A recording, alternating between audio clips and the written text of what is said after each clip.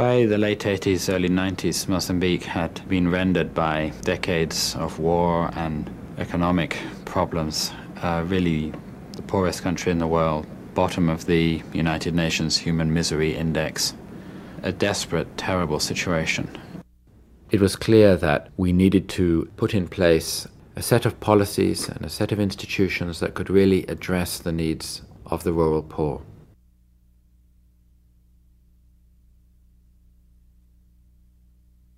I once traveled in provincial Mozambique with a Mozambican official from Maputo who told people in Chimanimani that Mozambique is Maputo, the rest is just scenery.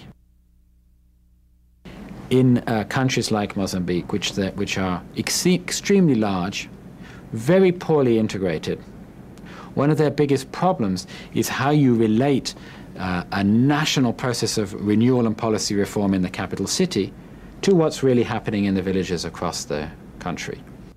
Perhaps the most important contribution that the Ford Foundation has been able to make in the Mozambique Sustainable Wilderness Development Initiative has been to support that process of a national policy reform, giving communities rights under the land law, changing the whole Forestry and Wildlife Act to reflect community engagement. First of all, we were the first significant donor of any kind to really give resources to the people at the province to do concrete programs in the field.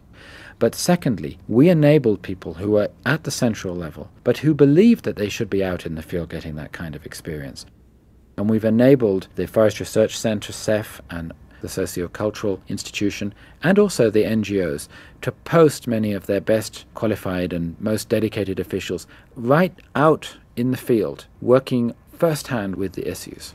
But they're not just doing a nice little pilot program that benefits communities. It's a much greater challenge to work out how to make sure that pilot program fits in with the changing thinking at national level, contributes concretely to the rewriting of forestry and wildlife laws, for example. And in Mozambique, the forestry and wildlife officials captured the moment. So what we're engaged in is a twin process of working with government to realize this new vision that they have, and on the other hand, building the institutions of civic society, whether at the national level on policy reform or at the village level in terms of the actual realization of the things that matter to villagers.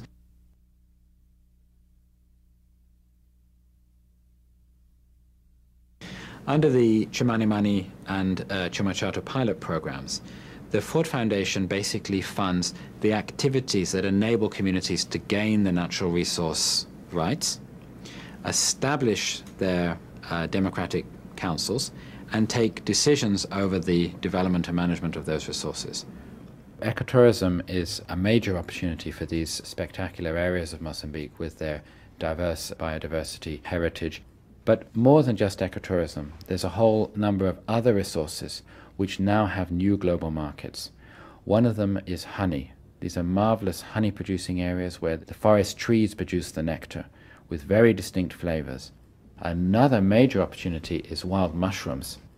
The communities then generate the revenue from the utilization of these resources, and it's with those kind of revenues that they may choose to solve whatever particular problems they have, whether it be through the purchase of grinding mills or establishment of shops or improvement of their school or whatever.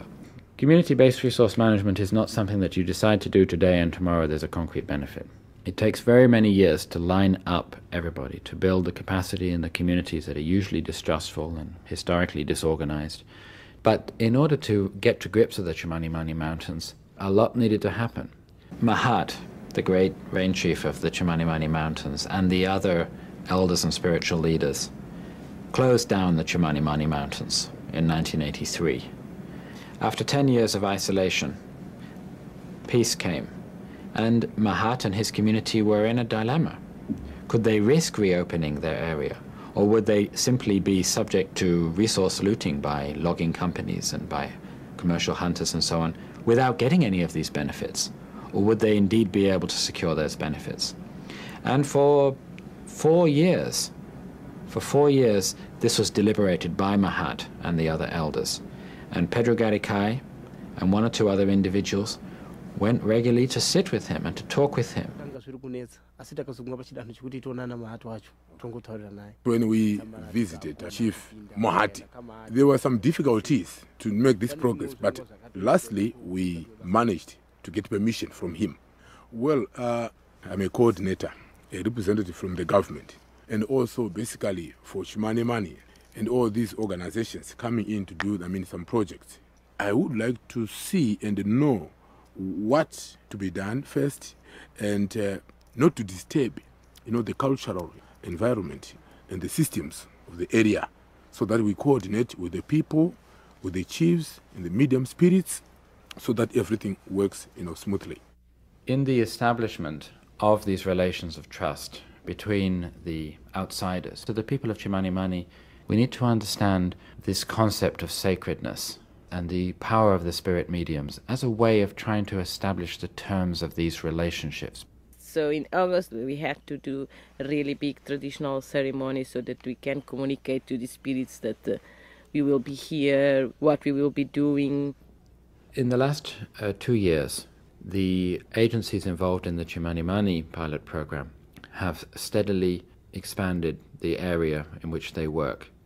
First going in on foot, maybe many times, walking for days on end, talking to all of the communities. So it's not quite easy, even you have a nice idea, to transfer your idea to other people. So you need to motivate these people. You need to explain them what the project is relating, how benefit they can find in this project. So we are trying to be a facilitator.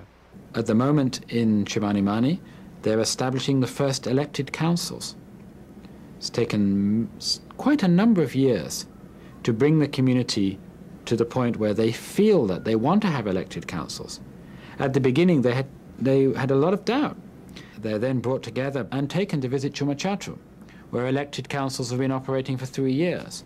And there they speak not to researchers or officials, but to villagers like them and to spiritual leaders like them about how it works, about how an elected council can take legitimate decisions in the community and consult with the spirit mediums, who are still recognized as having a legitimate voice in the taking of decisions that affect the futures of communities and their landscapes.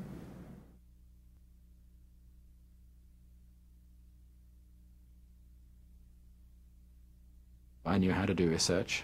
I had no idea how to make grants. I had no idea what Ford Foundation really was. And for the first year, I was in the process of listening and working out how things were going to unfold. It seems to me that when you join a foundation, the first thing you do is, how can I know whether that's a good project, not to know whether it's a good grant? Okay, so the activity is well designed. Does it make a difference as a grant? But then, as you think more, you begin to realize, hey, actually, I'm not only here to make good grants. We have to try to look at a wider process. We're trying to move afield. We're trying to change the way in which everybody in that sector thinks about problems. We're trying to deal with underlying factors. So let me talk to all of the people who are in this field. What do they think of the opportunities? What do they think of the needs? What do they think is the mood of the country? And what was very clear then was, in that process, that there were a number of people who had very, very good ideas. But I quite quickly got to have faith in certain people's understanding to look at the bigger picture. Others might be wonderful in their particular area, but some people had a capacity to look at the bigger picture, and I decided that those are the people that I wanted to listen to. Of course, the trick in programming is to recognize the unusual opportunities. The unusual opportunity in Mozambique was that there was a new government. The government was saying, we don't know how to best address rural people's needs, and we want to hear. And yet the set of agencies that government might need to think about, to work out how to revive the rural economy, were simply really fragile. And these young people who were coming back into these institutions, often from having done masters overseas, most of them really felt the responsibility of that education. And they wanted to imagine a whole new way of things working in Mozambique.